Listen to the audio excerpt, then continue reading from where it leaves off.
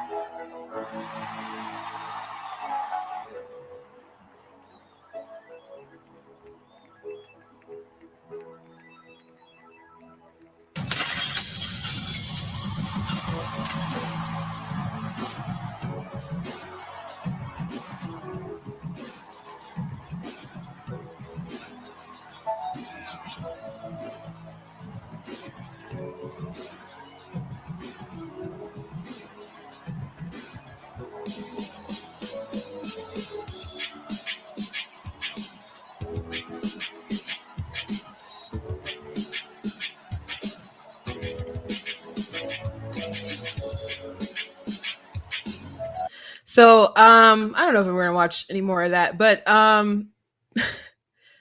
so I wanted to show that, and if you continue to watch, you could see people's emotions regarding that situation with Hillary Clinton.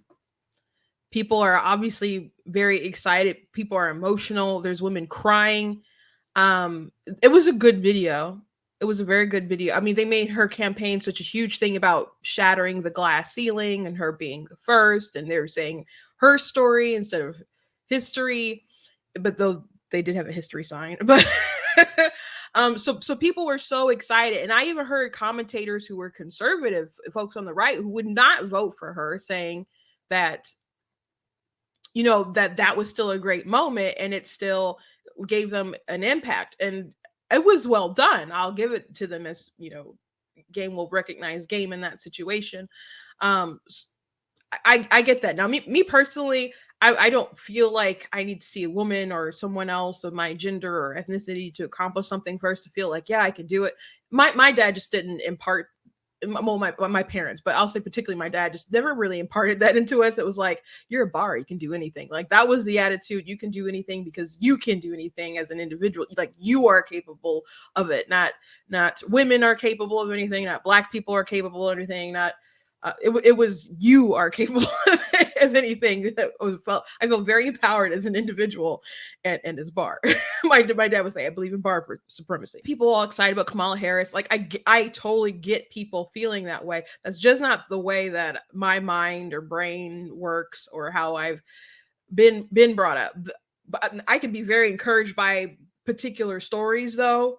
Like, I heard, Ben Shapiro on a podcast talking about how they built Daily Wire, and as someone who's building my own thing here, it was very encouraging. So I can relate. I think we can all relate to each other beyond our gender and our ethnicity and stuff. And sometimes we need to just look at finer details than things that we can't help anyway. Anyway, I do understand that so many people had an emotional reaction to this, an emotional reaction to her winning the nomination, that people were hurt and wounded because they didn't want Donald Trump to win in 2016. And I did enjoy the tears. The Shotaffornia was great. Though it does suck to lose, and we've been losing, since then. So, what goes around comes around, I guess. But I never like cried or anything like that. I certainly know people who did though. I took it on the chin every time. But there were some people who were hysterical, crying, collapsed, just like so upset. And then there are people who particularly were upset because they're like, she was the first woman, and to lose to Donald Trump of all people, who they just saw as a giant chauvinist person.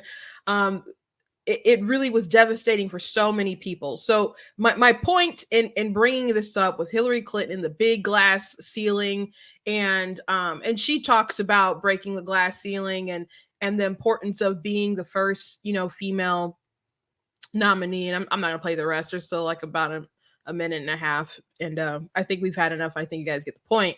Everyone was so excited about this happening, and again, even people who didn't like her were excited about it happening. And then Hillary Clinton, though they really, really pushed into the support a woman, they leaned in heavy into that. Biden has a lot of diversity picks in his administration. I wouldn't say that Hillary Clinton is a diversity pick. She's a conniving, intelligent woman who got her way to where she is. I'm not going to say she did not work hard for the things that she accomplished. I'm not going to say that. Like, she stayed with her man strategically, and I'm not going to say that they don't care about each other, but those are the rumors. But to get to where she was, and of course that helped her, but there was all plots and stuff. It's not like Biden has some folks working under him that are just like, I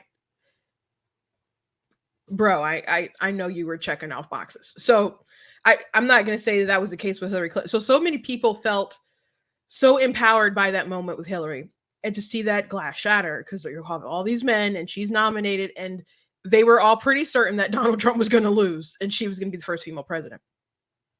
So imagine all these feelings that people have with all this history and all this hope they have for her. And imagine that if 2016, Donald Trump took the stage in shock and awe, I'll never forget that night, and he seemed humbled at the time. And he comes out, and imagine if his speech was, I am now identifying as a woman. I am now the first female president. Imagine if he had done that.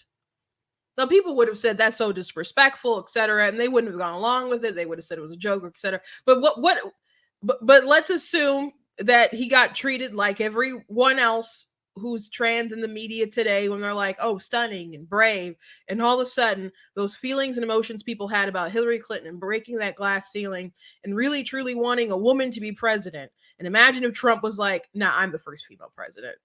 Let me check off history right there. Imagine if that had happened.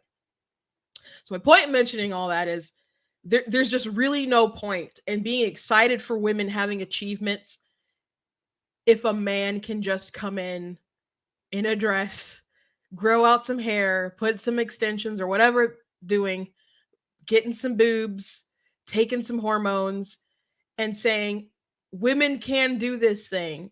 No, apparently not. Well, I think they can, but you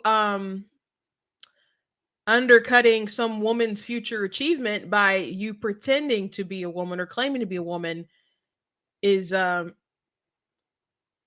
not something that we should be proud of in the least bit. So I'm going to go ahead and show you guys this video of the CEO of Miss Universe, and the big speech. It has been 70 years that Miss Universe organization ran by men, but now time is up. Is the moment really for women to take the lead? So Also, I don't know how much he's just saying time's up or how much that might be playing into the time's up movement or capitalizing off of that phrase as well. Um which is not cool either, but we'll keep watching. Welcome to the new era of the global women's empowerment platform. Welcome to the Miss Universe organization. From now on, it's going to be ran by women, owned by Transwoman, for all women. Anyone can be bullied, can be harassed, and that stuff is, terrible. Anyone can rise up and succeed in life. But FYI, you don't actually need someone to be the same sex. You don't need someone to be the same race to say, hey, that's really cool that you were able to overcome all those things and succeed. For again, I said I saw Ben Shapiro on a podcast and he was talking about how they were able to grow Daily Wire, and I was like, oh, that's really cool. People just see the success, they don't see all the things that they did before. He even talked about selling books out, out of his trunk. I'm like, oh, I've been there. When back in, and I told my sister about it, and we started recalling when we were young and we were selling CDs for dinner because we travel and stuff. And yeah, we'd be like, hey, you want to sell some CDs? And on the way, you want to buy a CD? And on the way home, be like, oh, we got enough for some Taco Bell here. You work the grind, and you respect people who work the grind, but you don't need someone to be the same gender to appreciate what they do. Apparently, because a man is giving this speech and you have these people applauding, because I'm sure they're super woke anyway. And you're in the Miss Universe, so you're not going to cheer for the owner. I mean, I guess I wouldn't, but they're it's his shebang. So it makes women's achievements unnecessary, because if everyone can be happy for this man, what does it matter if they're a trans man or cis man or whatever? Because he's not a woman. It's not you relating to this person because they're a woman and now women are leading. No, it's still a man. He's just in a dress. So if a man is now still the owner of Miss Universe, what does it matter if men owned it before? What does it matter? And let's say a woman buys it from him in the future. You got people already claiming that he's a woman and has already owned it. So that future achievement, is it going to matter as much if we're still playing the first, first is good and that's the achievement? So when people talk about, achievements and they try to shove in trans women to say like, oh, the first woman to do this, like, or make women of the year, it just undermines women's achievements in general. And you're like, oh, women finally did this. We can accomplish this because such and such did this. It's still a man. So now it's still untested and you're rubbing in our faces. Well, it's kind of like, what, you think the only way that a woman can achieve such a thing is if a man does it and claims they're a woman? One day, maybe we'll have an actual female president, or maybe one day you'll have someone who just claims to be a woman. And you know what? Women have to just shut up and take it, apparently, to these people. I say we don't do that. But I wonder if Ann here, and I can't pronounce his name, so I'm just going to go with Ann. If people, would his organization be accepting to women if women were like, no, you're a man, right? We're not going to acknowledge you as a woman. How accepting and inclusive would that space be for women who don't go along with the program of men intruding in the spaces and then taking these honors from women? Because I can tell you that I've been called, names, some pretty terrible names, and have had some hostility toward me. I've had some hostility. And it's not big, and I don't take pleasure in continuously talking about this topic. But we have to come together and say enough's enough. People talk about gender being a social construct, which no, it is what it is. But let's go with that. If gender is a social construct, society has already constructed that sex and gender are meaningfully intertwined. We have to keep speaking up about this stuff, because if they get to say that it's a construct and it's like a vibe, as Macy Gray said after she was basically bullied into complying, because at first she's like, a man is, you can't be no woman if you're a man, and then she was like berated or bullied and stuff, and then she's like, it's just a vibe. And not just like people online, she was on an interview and they kept pressing it until she like changed her mind and said it's a vibe. So if that's the route that we're going with, that womanhood can just be something you identify with and it's fluid and maybe you can be one today or neither, both, or whatever. If it's just something that you can feel as opposed to just what you are, and that's the route that we're going, then sure, I guess we could say the society has somehow sold the lie, but they have to try to sell the lie. We hear a lot of vocal people. There's people in the media who are pushing it. There's people in government who are pushing it. They're pushing it in your schools. They're pushing it all kinds of places. But vast majority of society are still like, no, that's weird. Women, you look at a woman, you know she's a woman. She has the characteristics of what her biology has set. People can go out and get work done to try to match that, but they're still not a woman, and they're trying to match that biological reality. But most people can tell just by looking at you. But it goes down, I mean, your DNA, your bones, people could tell if you're a man or a woman. So they're trying to convince you otherwise. So when they say it's a social construct, you can say society has already decided a man is this, a woman is that.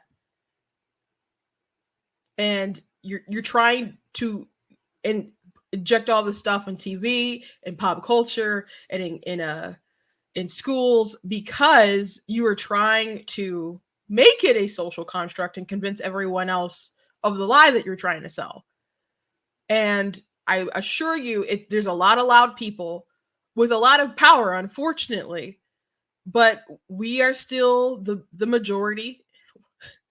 We can just speak up and say enough is enough. That's why, even though people who follow me sometimes they'll or follow other people, or it might be on the right, they'll still use the pronouns, preferred pronouns, and all the other kind of stuff. I really hate that, and I find that annoying. And I know people are just trying to be nice, but it's like you are like at a war with words and ideology, and they really are trying to shift our entire world. And if you go along with that, even if you give an inch, they will take that mile for sure. So I really prefer if people, I would prefer if people didn't use people's pronouns like that. I guess people at the end of the day will have to follow their own convictions on that, but I do think that it is a problem, and I guess I'll probably make more of a case of that later. But I think we all need to stand up and talk about how silly all that stuff is.